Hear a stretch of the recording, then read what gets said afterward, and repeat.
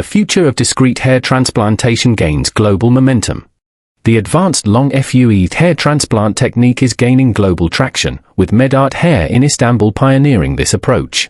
Unlike traditional methods, long FUE preserves the natural length of donor hair, allowing for a more discreet procedure with reduced recovery time.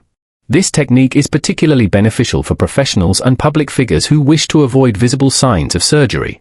Dr. Aykut Suma, lead surgeon at MedArt Hair, highlights the aesthetic advantages of maintaining hair length during extraction, leading to better post-operative integration.